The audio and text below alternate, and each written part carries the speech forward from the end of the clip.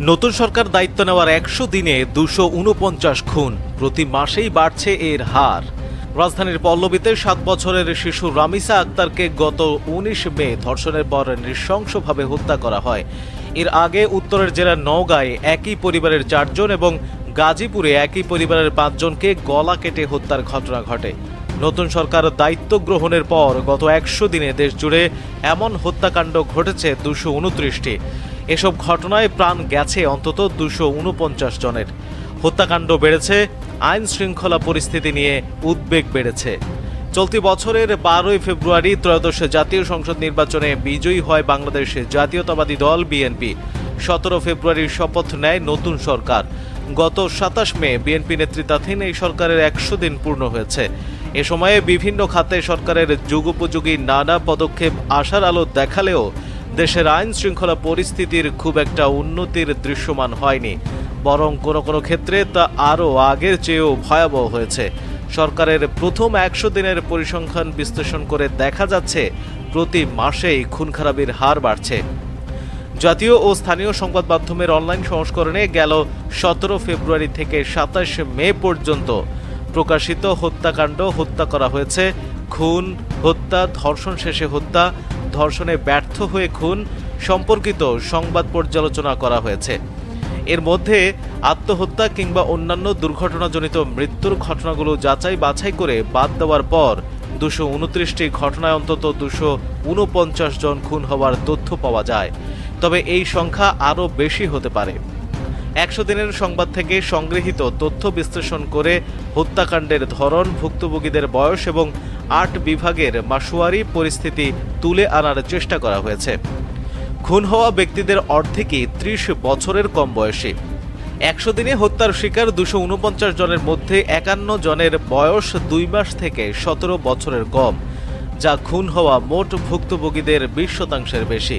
আবার বয়সের হিসাব করে দেখা যায় খুন হওয়া ব্যক্তিদের প্রায় অর্ধেকের বয়স ৩০-এর কোটায়। ২ মাস বয়সী থেকে ৩০ বছর পর্যন্ত ভুক্তভোগী পাওয়া গেছে ১১৫ জন, যা মোট খুনের ৪৬%। প্রতি মাসেই ঘটছে পরিস্থিতির অবনতি। সংগ্রহকৃত তথ্য উপাত্ত বিশ্লেষণ করে দেখা গেছে ১০০ দিনে হত্যাকাণ্ডের ঘটনা পর্যায়ক্রমে বেড়েছে। ১৭ ফেব্রুয়ারি থেকে ২৮ ফেব্রুয়ারি পর্যন্ত ১২ দিনে ১৩টি ঘটনায় ১৪ জন হত্যার শিকার হন। মার্চে এমন ৪২টি ঘটনায় খুন হয়েছেন ৪৩ জন। এপ্রিলে হত্যাকাণ্ড ঘটেছে ৮৩টি। এই মাসে প্রতিদিন গড়ে ৩টি হত্যাকাণ্ড ঘটেছে। মাসের শেষ দিকে একাধিক ঘটনা দেশব্যাপী আলোড়ন তোলে। ২০ এপ্রিল রাতে টাঙ্গাইলের মির্জাপুরে এক নারী ও তার নবজাতকের গলিত লাশ মাটি চাপা অবস্থায় উদ্ধার হয়। পরদিন ২১ এপ্রিল সকালে নওগাঁ জেলার নিয়ামতপুর উপজেলায় ৩ বছরের শিশুসহ একই পরিবারের ৪ জনকে গলা কেটে হত্যা করা হয়। এসব উপাত্ত ক্যালেন্ডার ভিত্তিক ফেজিং বা টেম্পোরাল ফেজিং সময় ভিত্তিক তথ্য বিশ্লেষণের প্রচলিত প্রক্রিয়া পদ্ধতিতে বিশ্লেষণ করা হলে ফেব্রুয়ারি মাসের ১৭ তারিখ থেকে অবশিষ্ট ১২ দিন এবং পরবর্তী ২ মাসে নিয়মিতভাবে খুনের ঘটনা বাড়ার প্রবণতা স্পষ্ট হয়। এতে দেখা যায় মে মাসের ২৭ দিনেই ৯৮টি ঘটনা ঘটেছে এবং শতাধিক মানুষের খুনের শিকার হয়েছেন। কোন এলাকায় খুন বেশি আর কোন এলাকায় কম? সংবাদ মাধ্যমে প্রকাশিত সংবাদ বিশ্লেষণে দেখা গেছে গত ১০০ দিনে দেশের ৮ বিভাগের মধ্যে ঢাকা জেলাগুলোতে সর্বোচ্চ ৮৫টির বেশি হত্যাকাণ্ড ঘটেছে। এসব ঘটনায় শতাধিক প্রাণহানি ঘটেছে, যা মোট হত্যাকাণ্ডের ১/৩ বেশি। এর মধ্যে নরসিংদীতে ধর্ষণের পর কিশোরীকে হত্যা, গাজীপুরের কাপাসিয়ায় এক পরিবারের ৫ জনকে গলা কেটে হত্যার ঘটনার পাশাপাশি ঢাকার পল্লবীতে ২য় শ্রেণীর শিক্ষার্থী রামিসাকে ধর্ষণের পর গলা কেটে হত্যার ঘটনা ব্যাপকভাবে আলোচিত হয়। রাজধানী ঢাকা এবং পার্শ্ববর্তী জেলা যেমন নারায়ণগঞ্জ, গাজীপুর, নরসিংদী, মানিকগঞ্জ ও মুন্সিগঞ্জে সবচেয়ে বেশি খুন হয়েছে। হত্যার পরিসংখ্যানে ২য় অবস্থানে রয়েছে চট্টগ্রাম বিভাগ। এই বিভাগের বিভিন্ন জেলায় অর্ধশতাধিক খুন হয়েছে, যা মোট হত্যাকাণ্ডের ২২% বেশি। অন্যদিকে সারা দেশের মধ্যে সবচেয়ে কম হত্যাকাণ্ডের ঘটনা ঘটেছে রংপুর ও বরিশাল বিভাগের জেলাগুলোতে। ২ বিভাগে গেল ১০০ দিনে ৯টি করে হত্যাকাণ্ডের খবর পাওয়া গেছে। মোট হত্যাকাণ্ডের হিসাবে এই ২ বিভাগের হার ৪% করে।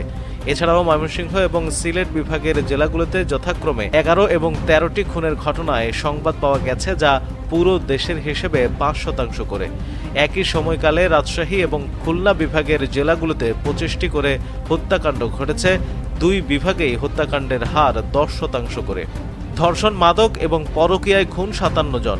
তথ্য পর্যালোচনা করে দেখা গেছে অন্তত 22টি ঘটনায় ধর্ষণের আগে কিংবা পরে ভুক্তভোগীকে হত্যা করা হয়েছে।